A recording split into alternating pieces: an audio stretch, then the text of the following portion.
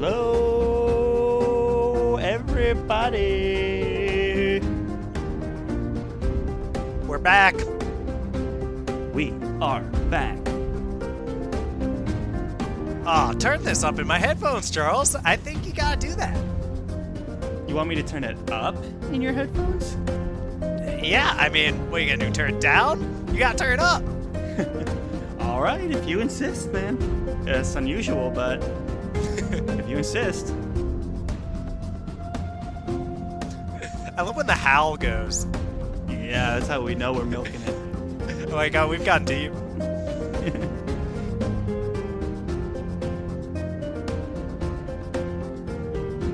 Well, the track's about to end, so I'm going to just go ahead and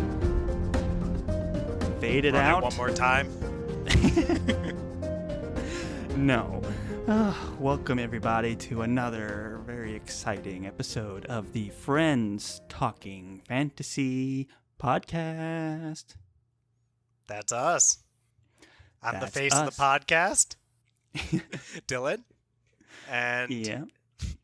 One of the voices of the podcast. one of which the is me. voices. Oh, I was gonna say I'm one of the voices, but I'm the only face. Well, you had a thing, I wanted to have a thing, but that's all I could think of. That you'd be one of the voices. Yes. We'll think of a thing for you. Okay. You're the behind the scenes guy, Charles. I do a lot of behind the scenes stuff, it's true, but so do you. I mean, you're the voice of everything outside the podcast. You're the tone of the show. You're like the PR, the social media. I am the social media guy. Yeah. If you couldn't tell from day one. Is it the fact that maybe 60 to 70% of the social media posts take some sort of shot at you, Charles? Some of them try to, but you know what? Some of the fans had my back on some of those discussions. But yeah, no, definitely the tone you take against me, I've noticed. But you know what? I'm fine with it. And look at us now, crushing it on the gram. Yeah, the gram does tend to be... I mean, who knows? This is a bank episode, Charles, so... That's true. I feel like... And by crushing it, I meant we're getting, like, at this point, 14 likes on a post, which is absolutely crushing it for us right now. But yeah, the Dylan's right. Just to let everyone at home know, this is going to be a episode that we are banking for future use. So it's a bit of a time capsule for you guys. Yeah, just a moment captured. The second Mistborn book, Wells of Ascension, just dropped today, and we are recording this banked episode. For sure. So we've only released 4 episodes at this point. By the time you hear this, when I figure Charles and I are on a beach somewhere in a post-pandemic paradise. Yeah, we're taking a week off doing something, slacking off. Yeah. Come on. Just couldn't be bothered to record for together. some reason. Not sure what's going on. I think we've just grown complacent with how successful the show has probably grown by that point. You know what? Like following all these famous fantasy authors, when you peak or right before you peak, you just stop releasing stuff. So, right before you peak? Well, I guess in these authors' cases, they have peaked, but the show hasn't finished yet. So right when you peak, you don't release any more stuff. It's just crazy. Because there's nowhere else to go but down after that. And the FTF podcast only goes up. That's right. It goes like up. Like the music in my headphones. You're not going to turn that down. Exactly right. Well, yeah, I mean, the way we kind of conceived the show was we were like, okay, if we can commit to a schedule and actually finish a series, then we can actually invest in releasing them and promoting them and making a real thing out of it. So before we even dropped episode 1, we had recorded about, like 2 months worth of content. And we were like, nope, now we have a problem where we're trying to do social media. Episodes. 6 weeks. But oh yeah, well with the bonus, probably like 8 episodes, right? Somewhere around there, yeah. I forget when we finally released, but I guess Mistborn Book 3 was our 6th episode, and then the bonus episode, so it was 8 episodes. So it's been kind of confusing trying to promote these episodes that we recorded what feels like a lifetime ago, which 6 weeks ago. So an attempt to kind of close the gap on our release schedule, where we're not stopping recording, but we're not going to be releasing these. So we're banking them for the future. So hello, future. Yeah, I mean, thanks for sticking around. Who knows what's going on right now? Who knows what's going on in the world? But just because we're banking the episode doesn't mean that the content is going to be any less exciting. Don't think that for a moment. I'm not going to make any promises. Make a few promises, man. We're professionals here. We got a show to do, and the show must go on. And today, we're talking about continuing our recommendation series, which we only have recorded one so far, our pilot episode, which was our gateway recommendations. And now, today, if you couldn't tell from the title, we're going to be talking about our underrated series recommendations. So today we're going to be talking about several books that we would recommend you to read that we would consider highly underrated. True, Charles. And I am excited. So we each have 3 picked, and we're going to kind of do a little exchange, a little back and forth. It's going to be fun. It's going to be exciting. Dylan's excited. I'm excited. Can't you tell? we just can't wait to get started. Look, these are books and series that have not gotten their due. So they need the huge bump that I can only assume the FTF podcast can now provide at this point in the future. Yeah, if we're doing our jobs correctly, we are now huge fantasy media influencers, and we're going to give these books that we love a much deserved bump. So yeah. Send us an email at theftfpodcast@gmail.com to let us know if we are huge fantasy influencers in the future.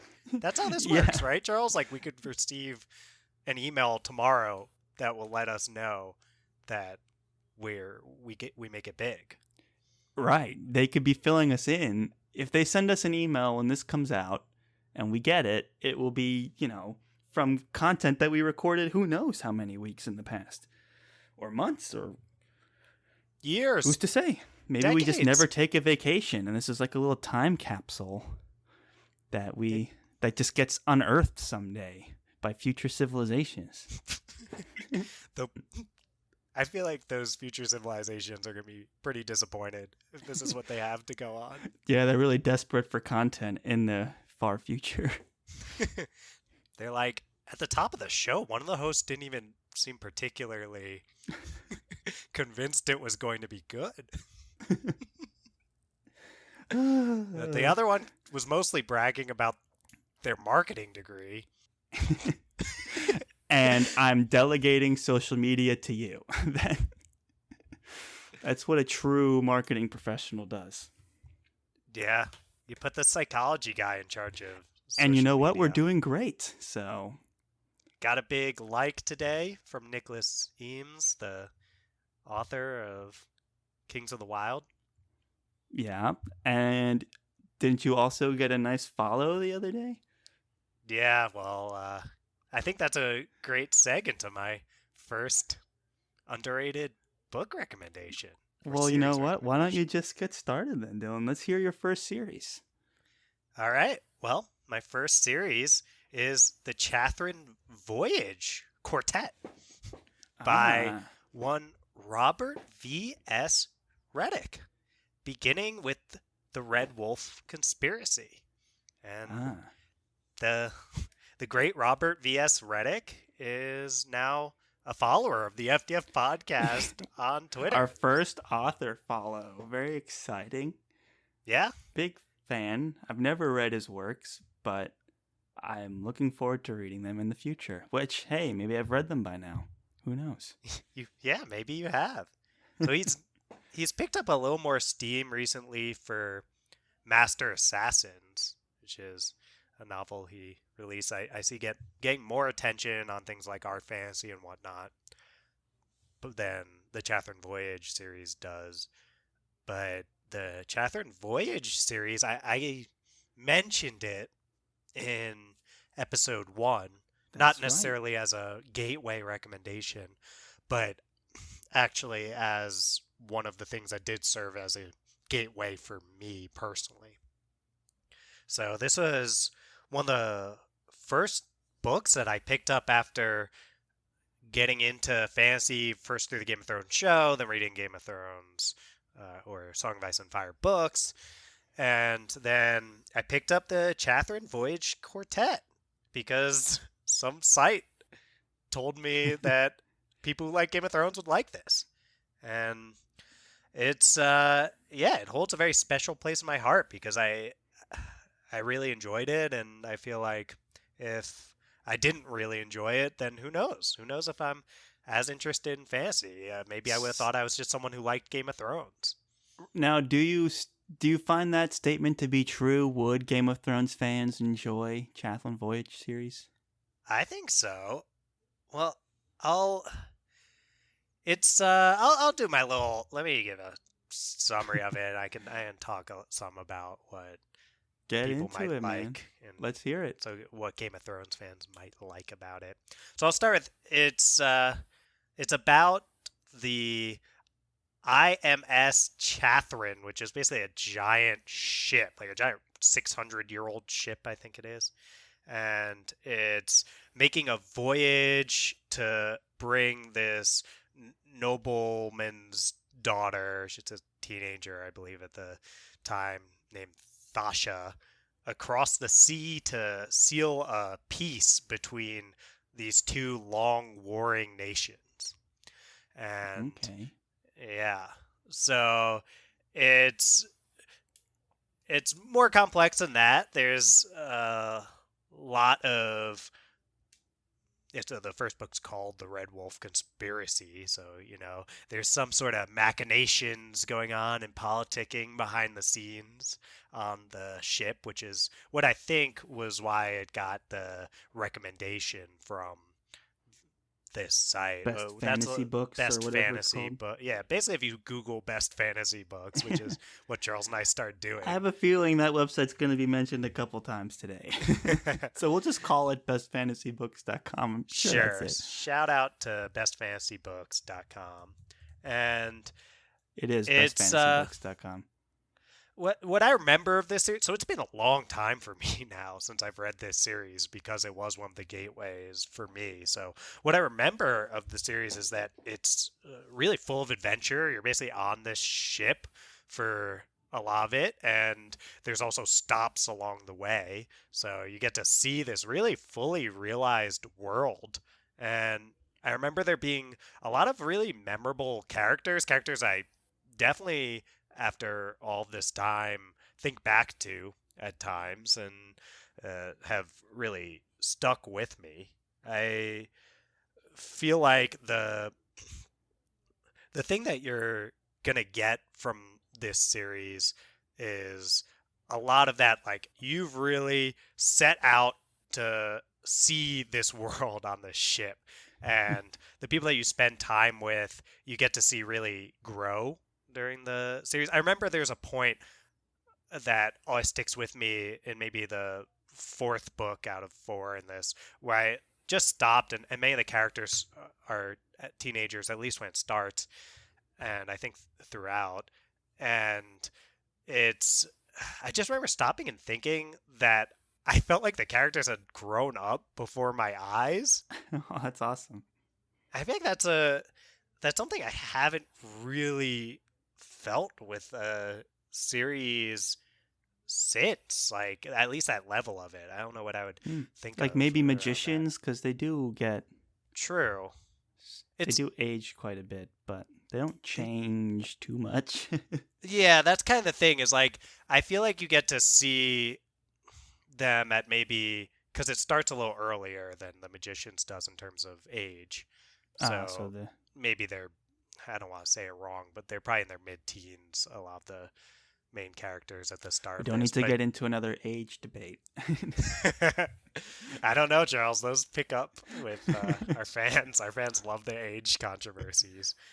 But I think that, so I've read stuff. I feel like I have a lot of really fond memories of this series. And it was before maybe I was as critical a reader as I am now, which is probably, I don't know. I think there's a lot of ways where when you're not looking at with the same experienced or critical eye, you get the chance to be more engrossed in something.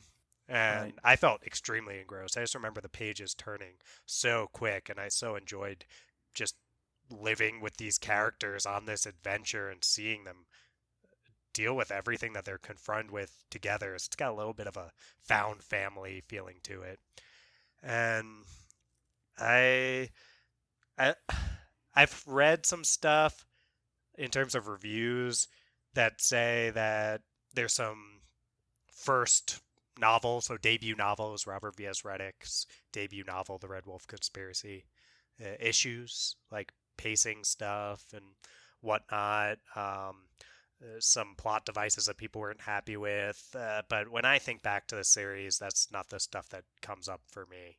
What comes up is how much I enjoyed spending time with the characters on that adventure, seeing them grow up. And I'll say the ending to this whole series, the quartet, was just one of the most poignant endings that I have ever experienced. And the author himself, and you know, I've had some Twitter exchanges. They've had some dialogue. We've had, we DM, not a ton, but I did DM him to just let him know how much I appreciated his work, and he got back to me, and he was super kind. So that's another reason I want to be able to give him this platform if we can, because he's just a super nice dude. And he's said himself that the ending is very, very divisive, but I was on the side of like, wow, this is that's how you know it's good, though, you went when you for can it. Start a discussion. For sure. He went for it with the ending, and I thought it was really good. Wow. So yeah, that's high praise. No, I mean, you've been preaching this series for a long time, and it's high up on my list of things I would like to read, especially now that Robbie is a fan of the show. I don't know if he goes by Robbie. But and the setting of a giant ship also in fantasy is unique and interesting. It's different. Yeah. So, and 4 books, it seems pretty digestible, and I mean, if you can say the ending was poignant, I mean, come on. Sometimes I feel like the ending is so critical for these massive series. Like, if it doesn't go anywhere, that deflates the experience so much. So to end strong is a huge selling point. So that's awesome, man. It's the second time you brought it up in the show, and I'm one of these days, hopefully by now I've read it already. Who knows? Wherever we are in the future. Let's hope. But you've sold me on it already. Awesome. So let's get into my first recommendation. So this book kind of originates for me kind of around the period in my life in terms of my reading experience that like Catherine Voyage emerged for you. Game of Thrones came out and I had read those and I was looking for more, and this was kind of like my next book, pretty much. And I was actually at your place when you were living in Florida when I first cracked the cover on this before we went. Yeah. We were in your place, and that's where I had downloaded it on my Kindle, was in your place in Florida. So nice. Yeah. But this may have been like that time you came while I was still a student in New Orleans, and you came like to my apartment like for Mardi Gras or something, I think was this time. Remember, we almost missed the plane. Oh, yeah. Oh, yeah. Weren't you talking to like the in my head it's the pilot, but it was probably just one of the flight attendants. No, it was definitely the attendant that like beeps your ticket at the gates. Like just trying to be like, my friend is coming. So, what? Something happened where I got held up and you were able to go. No, what happened was right? we got to the airport and there was a line like down to like where the terminals were. Like the security line went impossibly long. And we just weren't going to make it. And it got to this thing where it's like, dude, you have classes to get to. So you kind of like pushed me ahead of the crowd and then you came following afterwards. But how noble. Yeah, dude. I'm like Samwise, man. Yeah, so I was Frodo just forging ahead with the ring. I thought we were going to miss the flight. So I booked it and tried to stall for you, and then I stalled as long as I could, but they had me go in and sit down, and then I saw you like swoop in like as the door closed on the plane. So that was that time. I was looking. I carried you the rest of the way, right? Oh yeah, for sure. You definitely did that for me. You were definitely the unsung hero of that story. So yep. Very noble of you. So anyway, that's the setting. And I was just looking for a nice, rock solid. I was specifically looking for a standalone book.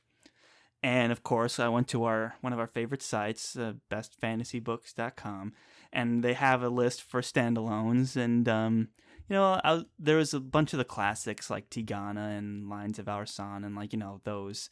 But the one that stuck out to me, just from the title alone, is called Heroes Die by Matthew Stover. And I was like, what a great title for a book. And then I was reading the description, and it was described as this kind of action-packed story. And so I was like, I'll give it a try. And it's technically book one of like a trilogy called The Axe of Cain, but you can read this as a standalone, and it was written as a standalone, and then the other two books were written I don't know when they were published afterwards, but they were kind of like inspired by the original. But I have a quote here from the author describing the book. He says, it's a piece of violent entertainment that's a meditation on violent entertainment, as a concept in itself, as a cultural obsession. It's a love story, romantic love, paternal love, repressed homoerotic love, love of money, of power, of country, love betrayed and employed as both carrot and stick. It's about all different kinds of heroes and all the different ways they die. So it's pretty intense the way he describes it, but for sure. It's definitely a story about violence. And what makes it interesting is the way it works is it takes place in like a sci-fi setting, like in the near future of our society, but instead of like gladiators, they have actors that put on like VR headsets and get teleported to an alternate dimension that is like a stereotypical fantasy, like Tolkien high fantasy world. Mm-hmm. And they're like, and then so people in the sci-fi world are watching on TV these performers go on quests and missions in this fantasy world, and so that's the story. What sold it for me was the main character. His name is Cain, and I mean, this story, the way he makes these decisions in his fights, like it's very, very violent. Like he's constantly fighting, and it's the way the violence is depicted is very gritty and real. And because I mean, the whole idea is also how people consume violence. So by adding that sci-fi element, there's like another layer of there's like an audience watching, and then we're reading it on top of that. So it was a really interesting kind of depiction. It was violence in many different ways, like kind of like how you go to a fancy restaurant and it's like, we've prepared beets 3 ways, the puree and the soup and the sorbet. It's like, this is violence prepared in like a bunch of different ways. You have like actually Cain beating the crap out of somebody, and then you have people like watching it on TV. I mean, it's just a really fun, poignant piece of work. Cain is great. I always remember, it's been so many years since I've read it, but one of the things I always remembered was how unique the fighting style of Cain was. He's the kind of person, like, he would I remember he would attack people mid-sentence. He's like, that's the best time to like try and kill them while they're doing a dialogue, because you wouldn't get a better chance. So in the story, you'll be reading and all of a sudden there's like cut short because Cain attacks them. And sometimes Cain's in a fight or in a situation where he's like, okay, there's really only a couple options I have. And like this one, like my leg will break, and this one I'll die, so I'll do this and break my leg. And he like makes that conscious choice. So I mean, he gets put through the ringer, he gets real beat up, but it was a really interesting way to describe action. So when I think of Heroes Die, like I would recommend it if someone was like, I love fantasy, but I really just want like a popcorn action kind of experience. Like, look, if you're open to some violent, satisfying action, I'd recommend Heroes Die over any series, just because of how fun and fast-paced it was. And honestly, if I had to pick a series to adapt for like a 10-episode HBO miniseries, Heroes Die would be like one of my top choices. It's because it's fun, it's poignant, and it's quick. So it's like, would make for a great series of episodes. But to have it wrapped up, I do remember the ending also being rather satisfying. There's like one final sword fight scene that I really enjoyed, and just the way it ended, it was both kind of poetic and also exciting. So Heroes Die, Matthew Stover, highly recommend. Great action set pieces throughout the whole story. I feel like it could make a good movie. I feel like the plot is tight enough where you wouldn't even necessarily, a miniseries would be good, but I feel like if they're looking for a movie, it could probably work. It could make for a good movie too. I mean, you see a lot of those kind of like futures, like sci-fi gladiator movies, but I think this one would have an interesting fantasy twist to it. It could easily be a movie, So I thought mean, it was he's great. An action hero taken right out of any of, insert your favorite action hero here. Like, right, but what's interesting about him is he's him. kind of bathed in a little more of a realism in the terms of violence. Like, he's not like Arnold Schwarzenegger, where he's this huge guy that just kills like 100 people and then it's like hasta la vista, baby. He's actually like getting stabbed and like getting hit with arrows and breaking his leg, and he's like, okay, I have to do this, it's gonna hurt, but it's the only way I'm gonna get out of this. He doesn't come out of it unscathed and drops cool one-liners like he does. Well, there's the occasional one-liner, if I'm remembering the book correctly. The book is very charged with all kinds of fun little quips and quotes, but it's still like the violence. It would be like if you took an 80s action movie, but then also made it more realistic. Like, there's no way he could be shot at by 100 people with machine guns and not catch a bullet. The same thing with kind of this action story. It's like there's no way he could take on, like, try and escape from a prison without taking some damage. So the author does a really good job of having realistic stakes and consequences in all of the action pieces, which for sure, a lot of times in fantasy, the stakes in some of the action pieces aren't quite the same, and they're taken a little bit more of a high fantasy epic kind of nature. But this is very grounded in the gritty reality. It's almost like the Revenant of of action, where it's like, if you saw that movie where it was just like a really intense, focused, realistic kind of violence, and Leonardo DiCaprio just writhing around in the snow is kind of that in his action pieces. Well, I'd say if there was a movie on this, there'd be a really interesting meta aspect to it regarding it'd be a very violent movie, and it'd probably be attracting a lot of fans looking for that. But the theme of the whole thing is cultural obsession. In this idea of the cultural obsession with violence, whereas the story has people who get to watch Cain, who is an action hero in their world. Right. And if I'm remembering correctly, and I know it's been a while for both of us, so could be off here, but they get to basically live as Cain while he's doing all this. Like, they strap on whatever the tech is, and they get to have the not VR just headsets. watch Cain, they get to be Cain while he's doing it. And not like control him per se, but experience it like they from were his him. point of view. Yeah, exactly. So I think there'd be, in some ways, if they delivered the movie right, there'd be this interesting aspect where we as the viewers, by the end of it, like enjoyed the experience and this awesome action movie, but also feel a little bit like we're the people who strapped on we're part those of the problem, and kind we're part of the problem. Yeah. Exactly. It's kind of like the demand for violence perpetuating violence, and like violence created by the kind of the bloodthirsty nature of a crowd, which is a theme and all kinds of stuff. So, like in Gladiator, you know, when the crowd is being like, kill him, kill him, kill him. And it's like, well, killing people's not a great thing to do.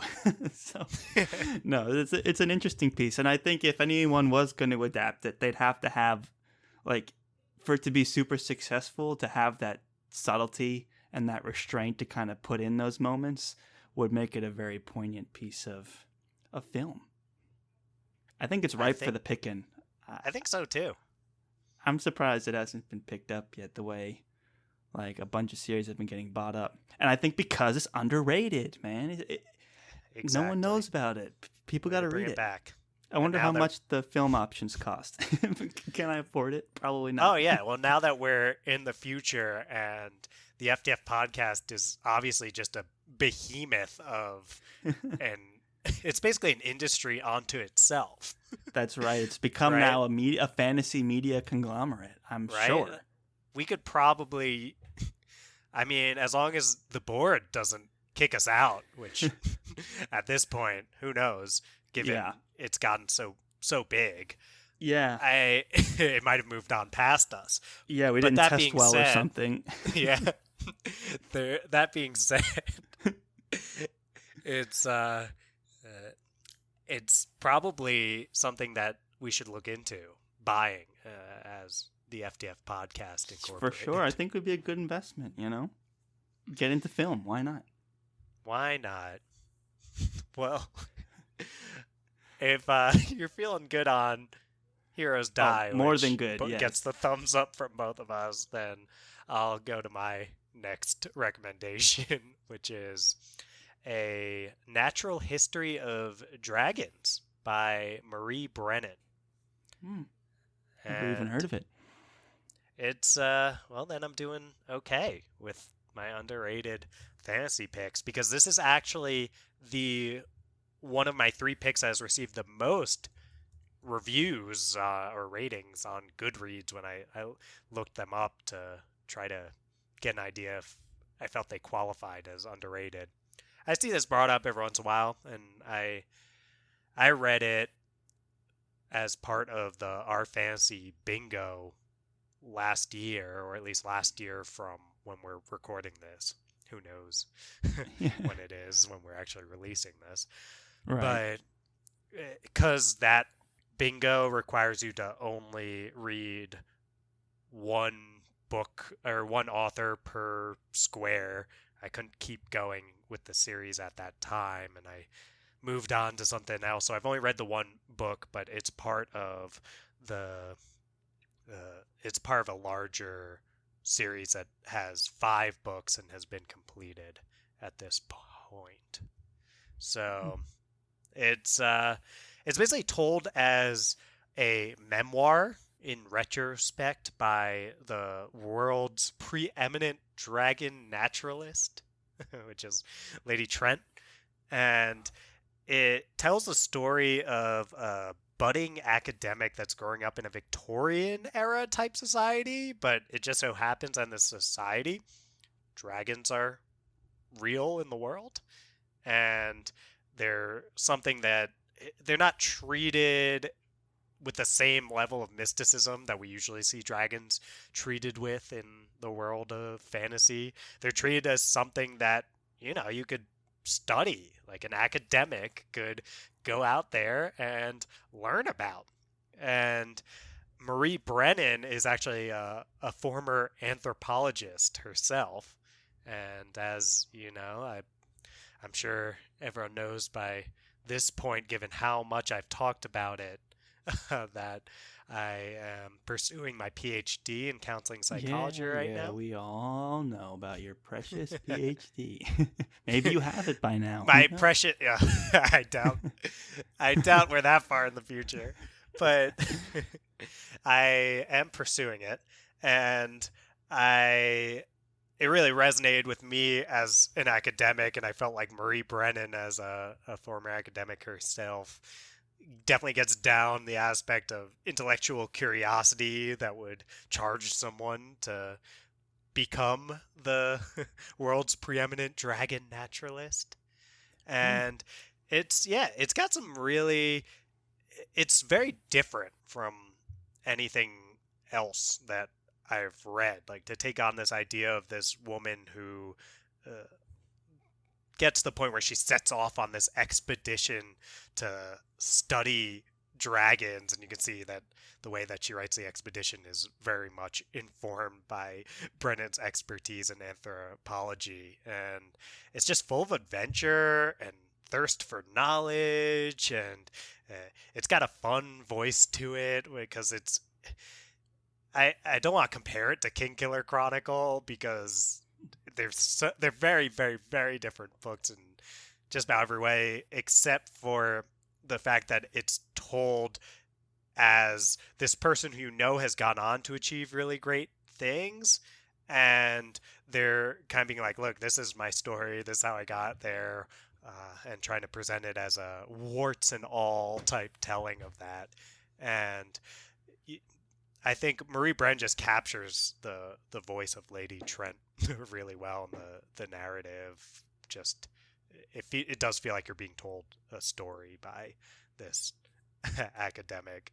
So yeah, I mean, I don't have a ton more to say on it. It's, at least the first book is it's pretty tight. It's not particularly long. It's really well done, and it'll give you a different look at dragons than really anything that I've read before. So in what circumstance would you recommend this to a person? What would they have to like for you to say, definitely check this out? Great question, Charles. I would say, first of all, any academic. I mean, if you're an academic who likes fantasy, I'm sure there's a pretty large overlap in that Venn diagram, right? It's right. I think you'll appreciate it if you're an academic, first of all. But okay. I know there's a lot of people who are not academics who would really enjoy it too. I think if you enjoy books that have this almost exploration of a different culture, which she definitely does well. Obviously, she's got that anthropology background, so that's in the background of this. And if you are kind of at this point where you've read enough of these like medieval fantasy settings, and you're like, oh, Victorian sounds different and interesting, then it's worthwhile to check it out for that. And if you've enjoyed some of those aspects of being told a story from someone who's accomplished a lot and is looking back on it, like you might find in Kingkiller Chronicles or Blood Song or something like that, then this could meet those needs for you.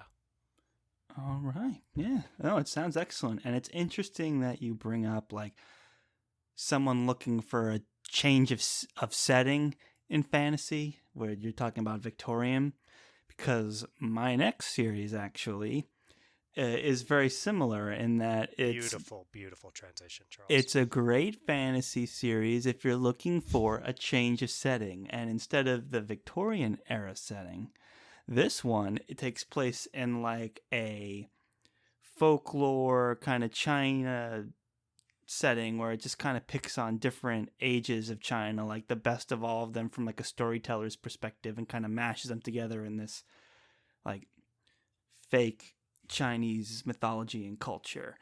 And this series that I'm recommending is called The Chronicles of Master Li and Number 10 Ox by Barry Hugart. This series starts with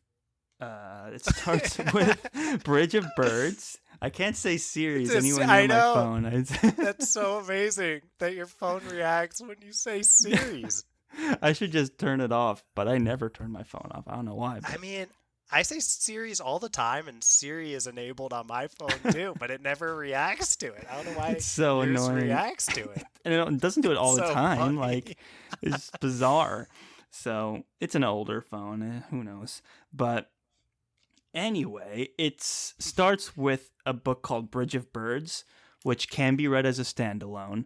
But I have read. There's 3 books, and I have read all 3 of them. Um, so it's Best Fantasy Books describes it as probably the best book you've never read. It's a Oh, rare. that's great for underrated Yeah, series here. so I mean, I would think so too, because I'm the only one I know that's ever read it. I talk to a lot of, try and find common ground with other fantasy fans that are my friends, and I'm the only one that's read it. So, in my opinion, underrated. And Best Fantasy Books backs me up. It has this really rare writing style mix of this like Chinese folklore and epic fantasy, and then it has humor throughout it that I would equate to almost like an anime style of humor where it's very character based, is very like kind of sticks out from the seriousness of the plot. So it is like a really interesting, really funny, charming story. It stars number 10 Ox, who is kind of this gentle giant villager. He's the main protagonist. He's the POV character. And then Master Lee, who's a drunken scholar with a self-described slight flaw in his character. I put quote marks up for that. And the two of them become this like duo. So Master Lee's kind of the brains, and number 10 Ox is kind of like the brawn. But I mean, there's a little more to it than that, but that's kind of their dynamic. And together they go on journeys and adventures. And in Bridge of Birds, the first book, their journey is to cure the children of their village that from this strange poison where all the children got the same poison. They're basically in like a coma. They're like frozen like statues. And they go off to find the cure. I mean, it's a charming read. It's full of Chinese myths and tropes, and it's basically written, I think the guy's American, so it's basically like a love letter to Chinese legend. So it's a light read. It's fun. It's very much more on the high fantasy side of things. There's not much that's gritty or real about it. It has no rogue characters. It's played very straight. Well, I'm out. But it is funny and it's kidding. charming and it's quick. So I would recommend it to anyone that's interested just in Asian culture, looking for a good fantasy book, or anyone who is looking for something a little more lighthearted and fun. It's a great read for that. I did a little deep dive on Wikipedia to find out like what happened with these books, because they have really positive user reviews, but it's like faded into obscurity. And I found out that it actually went through several like publication issues.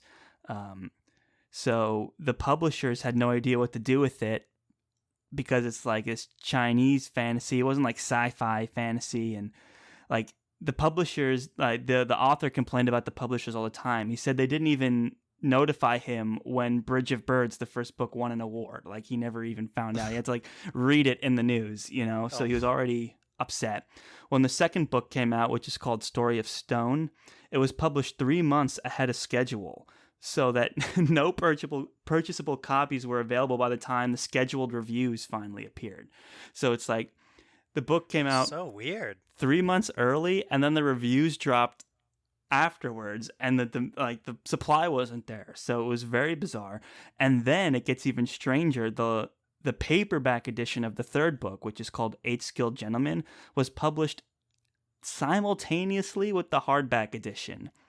So they released the hardcover and the paperback at the same time, which you never see. So obviously, who's the publisher for this? Do you have? I have no idea. So obviously the books didn't sell, because you're supposed to only release the hardcover, which are the moneymakers, and then you follow up with the paperbacks. And in this case, it was not lucrative because of that lapse in judgment of releasing both at the same time. Really unusual. So basically, the author was kind of jaded by the whole experience and kind of walked away from it. But they are really charming stories, and I've always been interested in Asian folklore. So there's only a few other books like that Under Heaven is a great like Asian themed book, but that one is like on a lot of top 10 lists and stuff. So, or like top 50 lists. That's Sky Gabriel K. Yes, and that takes place in like a pseudo China setting, and Guy is really good at creating setting too. So it's a lot of fun. But this book is much more lighthearted and shorter and faster. It kind of reads more like a Chinese folklore story than anything else. And I do appreciate the humor in it as well. So, but those are really some of the only books I've ever read that had that strong presence of setting in the world of modern fantasy publications. So that's how I'd recommend it. It's a fun read, not too demanding, and yeah, just a good time. That's an interesting backstory to how these books ended up in a place where they fit in our underrated fantasy series recommendations Isn't it list. interesting? Like their own publisher tanked it. It sucks. Yeah. I mean, it won awards and stuff. It just couldn't sell because the publishers couldn't get the timing of the release right for multiple books. And the user reviews are always super high. Yeah. Well, it's also very interesting, an almost interesting case study of just how it can be hard to find a market for some. I mean, even if you write an award-winning book, your career isn't guaranteed. Well, it does say a little bit about how, hey, yeah, you can write an incredible book, but if it's not clear where to place it and on the bookshelves, and it's not. If the team behind you is not competent, like that too. So if you like good books that didn't get their due, which is what this underrated series episode's all about, check it out. Chronicles of Master Li and Number 10 Ox by Barry Hugard. I mean, Number 10 Ox is a great name for a character.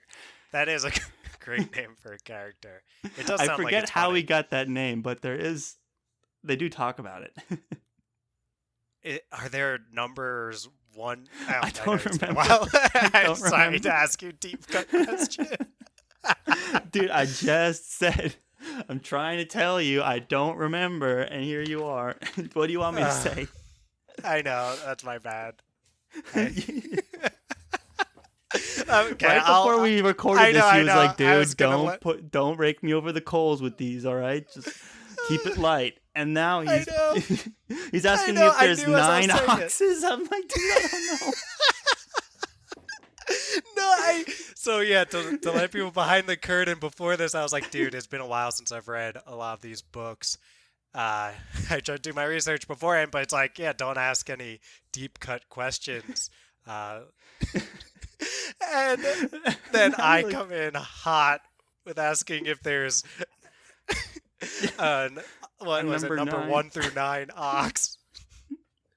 I'm sorry. I don't remember. I do remember he does fair. Explain it, and it's in some kooky, funny, abstract way. But no, it's good. If that seems like a fun, quaint idea to you and you're interested in more, then definitely read the books. But if you're like, that sounds stupid, then you know what? It may not be for you. All right. Well, I'll take it to the next one, which also is a series a single book, a standalone, that takes us somewhere other than our typical medieval Europe type fantasy setting. And Charles, I'm wondering if you've heard of a book called Fever Dream. It sounds like a pretty generic title. I haven't heard of it though. Doesn't ring any bells. Gotcha. Have you heard of an author named George R.R. Martin? I have heard of him. I'm familiar with his work. Yeah. He wrote a little series called A Song of Ice and Fire. But I say that literally, Charles, I didn't mean to put you too much on the spot. I did that to illustrate that lots of really big fantasy fans don't know anything by George outside of the Song of Ice and Fire universe, including really myself until recently. there's so Fever Dream by George R.R. Martin. It has only 21,644 ratings on Goodreads. That's less than Natural History of Dragons has, and it compares to 1,950,000 ratings that just A Game of Thrones, the first book of A Song of Ice and Fire, has on Goodreads. So this is a series that came out, or sorry, I keep saying series. It's a standalone that came out like before George R. R. Martin ever wrote Song of Ice and Fire, when George R. R. Martin was just kind of a... Right, I see it came out in 1982, I see. Mm-hmm. So he spent a while as almost like what they called mid-list authors. So people who, they have a following, people read their stuff, but no one's expecting them to drop anything that would enter the New York Times bestsellers list or anything like that. And this is a book that came out while George was in that state, and it's just never really picked up. And this pun was not intended, and it'll be clear why it's a pun later. It's never picked up steam, and it's it's a series. It's a novel that is a great demonstration of George's ability to tell a complete, strong story. I think. Wow, something I haven't experienced yet. Something that I would guess a lot of our listeners have not experienced. Basically, the only context I ever see it brought up in is people will say, almost like a trivia fact, like, did you know that George R. R. Martin wrote a vampire novel in the 80s? That's the... He was before his time with the vampire novels. I know. And it was a different take on vampires that wasn't like a Dracula type thing. Like, right. A little more potential for that like young, sexy vampire thing. Not that George leans all the way in. It's not Twilight here. But it's definitely not Dracula. That'd be awesome. It would be awesome. So this series is... basically, the series takes place in a pre-Civil War era. So like a pre-Civil War antebellum South type setting. And where we meet our main character, Abner Marsh. Yeah. Wow. Right? We find out basically what this guy wants more than anything is in the world. And this, I love this as, we had our protagonist conversation. I love when they're just super motivated to get like one thing. And Abner Marsh wants more than anything in the world to captain the most magnificent and fastest steamboat on the Mississippi River. And there's why that steam thing was a pun. But I caught that at the beginning there. Yeah. Pick up steam. So I heard that. So this guy is kind of... I almost want to compare him to Ned Stark, though he's not anything like... You put those two guys next to each other, they wouldn't seem at all like similar people. But they both have this, like a lot of honor. Abner Marsh in a very different way. But he's just like this honest, straightforward guy who all he wants is to captain a really, really fast, awesome steamboat. And he gets the chance to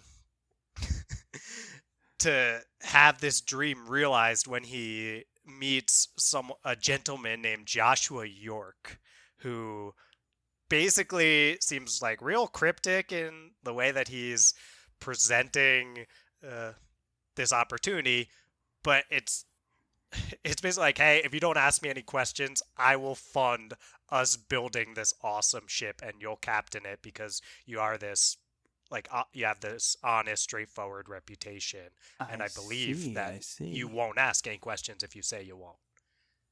And Abner agrees to this, which gets him embroiled in a world of vampires, which exists unbeknownst to and parallel mainstream society in this pre-Civil War antebellum South setting. Wow. And yeah, it's not like anything that I've ever read before, and I have a hard time imagining it's like anything that is really out there. It's vampires and steamboats. So that also sounds like a great premise for a movie. oh yeah, for sure. And it's got the George R. R. Martin name, even if not his level of success that he'd later get with the Song of Ice and Sure. Fire. So I just thought, look, you asked me last time who would I recommend it to. If you're out there and you like an author named George R. R. Martin, you may have Okay. read his work, and you've thought, hey, I've never read anything that this guy has written from start to end yet. I mean, like told a complete story, then you might be interested in Fever Dream by George R. R. Marsh, Martin. I might actually be in that boat. Heyo. Heyo. Hey. And I mean, it's a really amazing tale, and talk about incredible endings. This one is truly incredible and has really given me faith, as we've talked about, that if when we do get the end to A Song of Ice and Fire, it will hit all the marks that many people feel the show didn't quite earn. But right. I think the books will get that. And no, that sounds super interesting. I definitely got to read it. Another thing I love in a character is, when they have an obsession with something, like they have a active hobby, and that's the thing that they do. So this idea of a person that's just, his world is steamboats and he loves steamboats and his goal is to drive a steamboat. It's like, I'm all on board for that. Like, their interest in something kind of can drive their motivations and their character, and it doesn't have to be this like epic like good versus evil thing. It can be brought down to a smaller scale and be just as interesting and even feel more complete and real. For sure. I mean, so Abner at the start of the book is like a down on his luck steamboat captain who'd just run into, I think his last ship had been destroyed in a storm or something like that, right? Like he has the abilities to be a steamboat captain, but he's never been anything close to being the captain of the most magnificent steamboat on the river. But he's been as far as up. steamboat captain and goals go, that's the the big one. And dude, I just can't believe how much George R. R. Martin made me someone who doesn't care about steamboats at all. You like root for the guy being like, wow, the biggest steamboat. Like, that's a huge steamboat. I wanted it so badly. Awesome. there were two marshes that really, really badly wanted Abner to have the best steamboat on the Mississippi. Marshes gotta stick together. Us marshes gotta stick together. And I think that, I don't know, that's what's so incredible about George's character writing, is how he can really just make you feel the motivations of his characters as if they were your own. That's awesome. Well, I definitely am going to check that out at some point in the future. That one definitely speaks to me. My last series, now this may be considered a controversial pick because it's not a book. Whoa. It's a television series. Charles, you always play fast and loose with our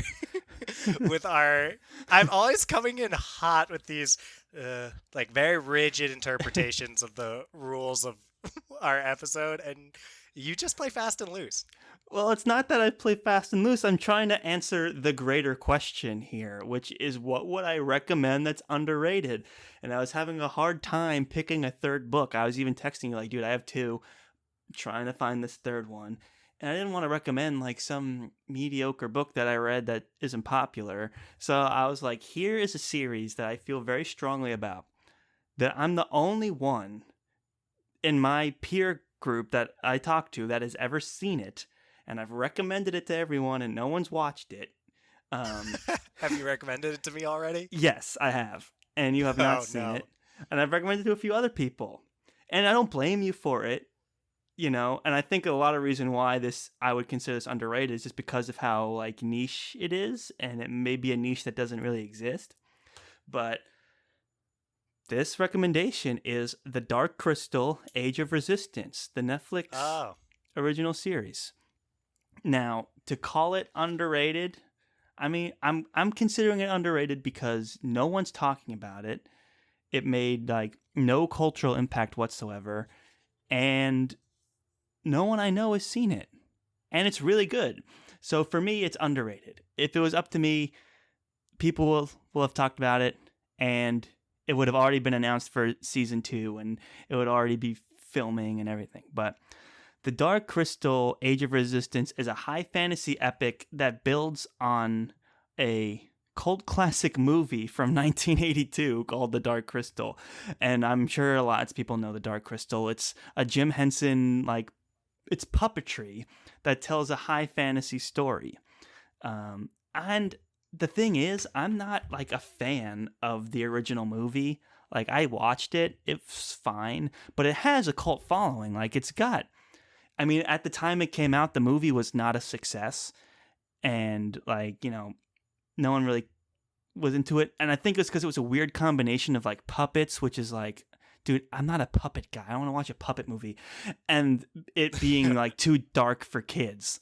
So it was, like, too dark for kids while also being a puppet movie at the same time. It just didn't find its audience, but it did find a very healthy cult following. And Netflix decided to sink it must have been an insane amount of money to make this, because it is amazing practical effects.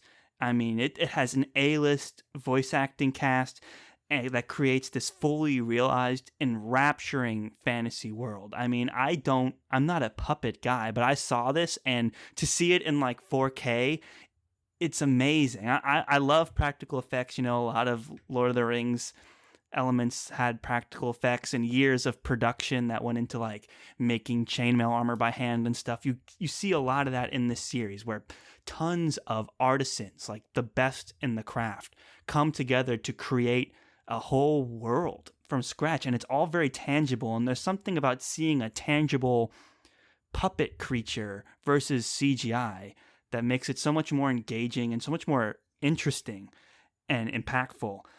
The plot is surprisingly intricate, and it relies on a pretty large and diverse cast of characters.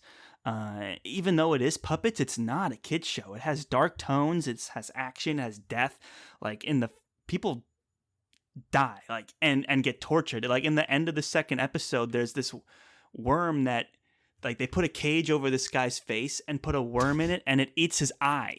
And it's like really intense. So, and like that stuff happened, and like, you know, characters are getting murdered and killed, and so it's serious, you know. It's got dark tones in it. And even without the plot and the characters, the visuals alone are captivating, and it's what makes this series worth the watch. Like,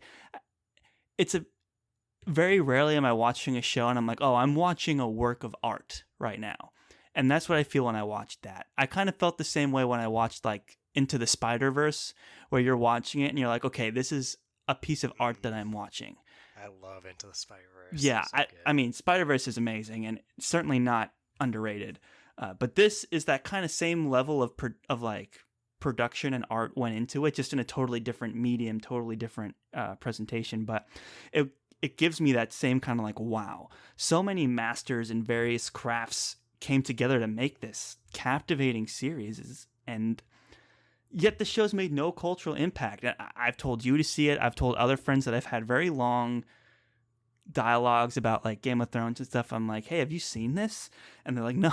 I'm like, well, why not? You should. It's good. And every single person I've ever recommended it to has brushed it off. So every single including one, me, including you. And I get it, because it's I don't want to be the guy that's pitching the puppet series, but it's good, man. It's good. And it's You're on the air as the guy pitching the puppet series now, though. And Charles. now I'm the guy. I'm telling you, if you're interested in high fantasy, specifically high fantasy, and you can appreciate like television as an art medium, and you're open-minded about puppets, you don't have to like puppets. Charles, The more you say I'm not a puppet guy, the more I feel like you are a puppet guy. You know, the Puppet Museum is here in Atlanta. I Is found that why out. you moved there? Yeah, well, I was googling the series, and they have like a huge Jim Henson exhibit here in Atlanta, and it was a big part of it was the series because it had just released. But they're in talks about doing. I think there's like a non-committed verbal agreement that there's going to be a season 2 at some point, but nothing in writing. So we'll see. But I would love to see it, and no, big fan of the show. And I would recommend it to anyone looking for entertaining fantasy television. Well, that's probably most of our listener base, I assume.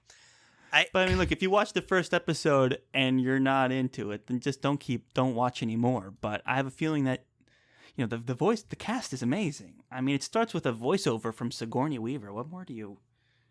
And it's got Mark Hamill in it. It has. Oh, I was amazed. I Googled it while you're espousing about the great merits, and I don't mean that sarcastically. I actually think you did an awesome job just giving and if you have a 4K TV, definitely across. watch it if you have a 4K television. I mean, star-studded cast. Taron Egerton, completely star-studded. Mark Hamill. It's got Lucius Malfoy in it, and he does a great job. It's I hope I don't butcher her name, but Natalie Emmanuel, who was in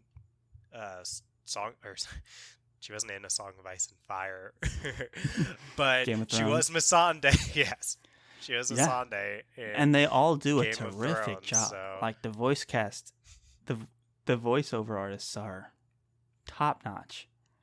It's got the Shaun of the Dead guy in it. He does a great job as the Chamberlain. Mark Hamill, Luke Skywalker is the scientist. It's like really cool. It's amazing they got all these people. Charles, dude, Netflix must have spent an insane amount of money to do this. It looks incredibly expensive. Which is why I think these series where Netflix decides to drop a lot of money in a niche art piece, I feel like people should be watching and supporting that because it feels different than watching a more generic Netflix series or they're like a reality show or something. It's like they spent the time to put a lot of work into a craft. Like we should be supporting that. So I'm always a huge proponent of anything that I can tell had like a vision and a artistic approach to it. So Dark Crystal, I feel bad Age of saying Resistance. this because you have been doing such a good job of pitching and explaining the show, but I can't help myself. The puppets kind of freak me out. Like not puppets they are in general freaky. Even. They are like freaky. These puppets, as I Google this and look at the Google images of the puppets, they are freaky looking. Yeah, some of them are pretty freaky. I don't know. I legitimately was like, okay, I gotta watch this. And then I was looking at the puppets. And I was like, could I look at them for like? You're probably talking about the Skeksis. Yeah, it pulls you in. It does. But I mean, if you can't get over it after that full first episode, then it's not gonna happen. But it's not a big deal, man. Like if you can watch an animated show, you can watch a puppet show. I mean, it's not even the fact that it's a puppet show. It's that these specific puppets are freaky. I think a lot of what made the original movie obviously a cult following was how bizarre the puppets were. Because this was Jim Henson. He made all the Muppets. And then all of a sudden he made this huge departure to do this like creepy stuff in this weird movie that's not really for kids. Like he did Kermit the Frog. And so to go from Kermit the Frog to this was like a really unusual move. And I saw the first movie. I'm not crazy about it, honestly. It's very much like an 80s fantasy story, kind of not super exciting or bold in any way. But the puppets were cool in that. But I wouldn't recommend that movie. But I would recommend the series because the series just brings that modern technology and behind it. That big Netflix budget behind it that makes it really cool. So, well, Charles, I'll try to give it that one episode, and if I don't stick with it, it'll almost definitely be because I'm so creeped out by the way these puppets. I mean, it's they their do try and eyes. creep you out at moments. It's just like their facial structure. Yeah, I mean, there's a very diverse cast of puppets, all kinds of different races and things. So Well, there's podlings, there's gelflings, there's skeksis, mystics. It's pretty wild stuff. Well, on the note of Charles making it clear that he is in fact a puppet guy. There's even a scene where one of the puppets does a puppet show. I'm like, that's awesome. Like, who would even think of that? All right, I know not to get Charles started on puppets again. Don't get me started. Like, once you get him going with puppets, it's the great thing about puppets is they're not people, but they do stuff that looks like people. You know, they move like people do. That's what makes puppets so cool. You know, the two of the, I just realized this, two of the series I recommended involve ships. Maybe I'm the ship guy. Dude, you are the ship You're like guy. Steamboat and a ship. Yeah. Yeah. Maybe you should read more ship stories. I guess I really like ship stories. Okay, contact us at theftfpodcast@gmail.com. Tweet at us. What a great episode. We learned something about ourselves. We learned throughout this episode about ourselves. Well, a lot of moments with of puppet and book and ship recommendations. You know, there are no fantasy books of, you know, that go deep into the puppeteering world, you know.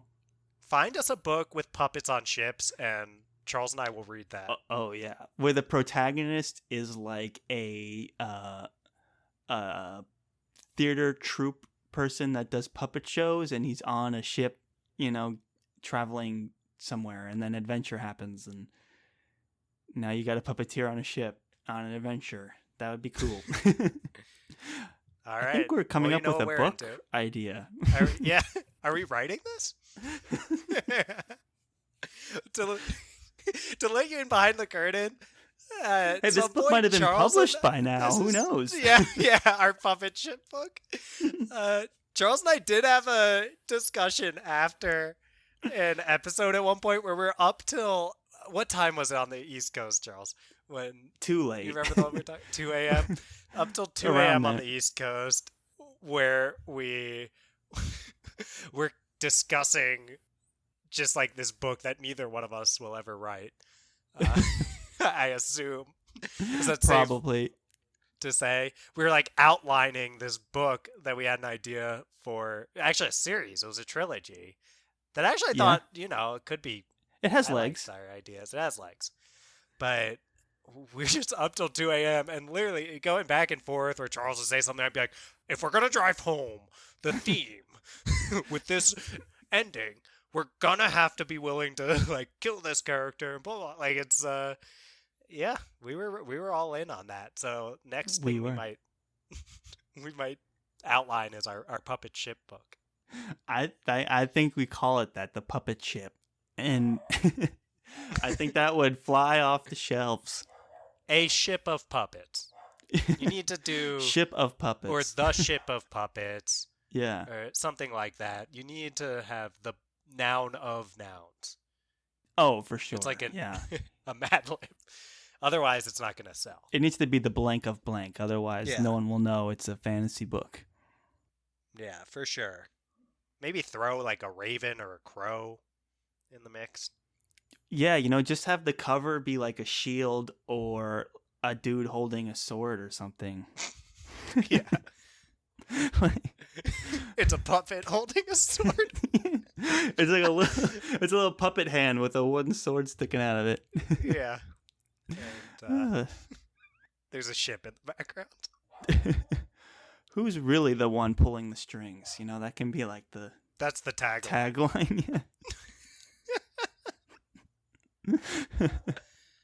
So, yeah, you listeners here, you heard it first.